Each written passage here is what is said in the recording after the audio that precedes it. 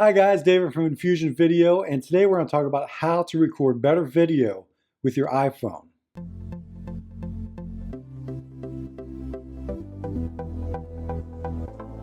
So we're going to give you 5 tips on how to record better video with your iPhone. So tip number 1 is we're going to want to get our iPhone on a tripod or some steady surface that your phone is just not moving around, because nobody really likes to look at shaky footage when they're watching your video. So we're going to get a tripod. Now, you don't have to spend a lot of money on a tripod.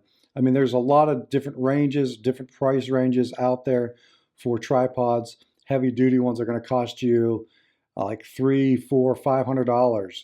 But you don't really need something that expensive. You can just get something cheap just because your iPhone is not really that heavy, especially if you're going to be doing any filming inside, or if it's outside and it's not really that windy, you're not going to have to really worry about your iPhone shaking around or the tripod shaking around.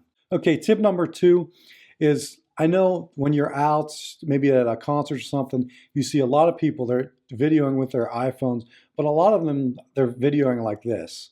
So they're doing it like portrait style, and you're not really going to want that, especially if you're trying to get high quality video. You're going to want to do it in landscape, because when you bring that footage into your computer to create your video, you're going to get black bars on either side of your screen, and then the video is going to be much smaller. Now, if you just turn that sideways and shoot in landscape mode, you're not going to have those black bars when you bring it into your computer to actually do the edits. So all you do is just put it on sideways like this, and that's going to help you a lot whenever you start to do your edits for your video. So tip number 3 is lighting. Now, if you don't want to spend a lot of money on studio lights, or you don't have any lights, then I would just recommend just either going outside on a nice day. Go outside, you'll get a lot of natural light. You can do it that way. If you are going to do it inside, just make sure you're in front of a nice lit window. So you can just put your tripod in front of the window, and then you're going to stand right there and get all that natural light coming in from the window, and then lighting you pretty nicely. And then the third thing is you could actually do is, if you're going to buy any studio lights, that way you don't have to worry about it being a nice day, or don't have to worry about the sun shining through that window and getting a lot of light, because if it's cloudy, then the light's going to be darker, and it's going to go in and out depending on where the sun is located at that time. So the third one, like I said, would be to buy a few video lights. Now, video lights, just like the tripods, they can be a bunch of different ranges and prices. So the lights I actually use are the VL600s. Now those ones are around $70, $80 per unit. And you can get like a couple of those for less than 200 bucks.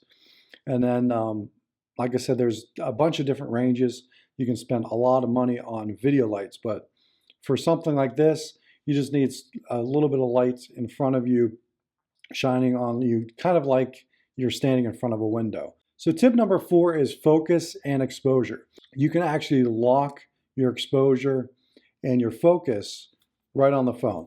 So if you just go and open up your camera on your phone, now we have the phone, the camera app open.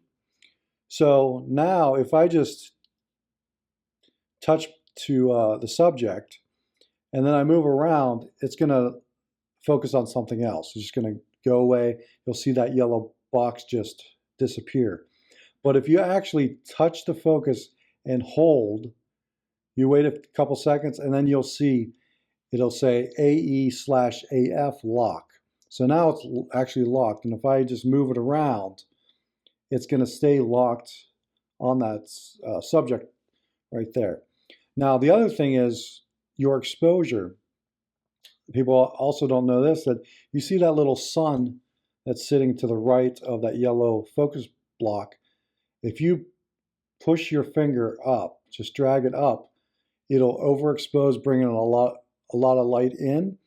And then if you just drag down, it'll dim down everything and underexpose your subject. So you can just adjust how you want the image, the video to look, and then right there, and then you go ahead and then hit your record button, and it'll stay locked on there for your whole video. So that's another tip.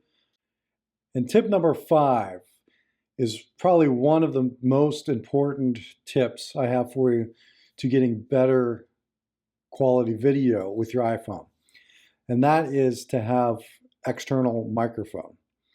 Because if you're going to have your iPhone on a tripod and maybe it's a couple feet away from you, it's going to sound really bad.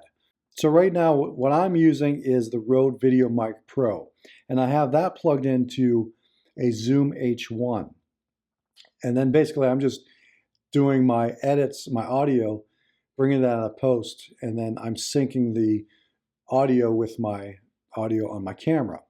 Now, another thing is that what you could do is there's a lot of cheaper options of a microphone. You can just get a lavalier mic that's you just plug right into your phone, and as long as you're not too far away, you could just use something like that and you'll get a lot higher quality audio for your video. So that is how to record better video with your iPhone. If you have any questions, put them in the comments below, and we will see you guys in the next one.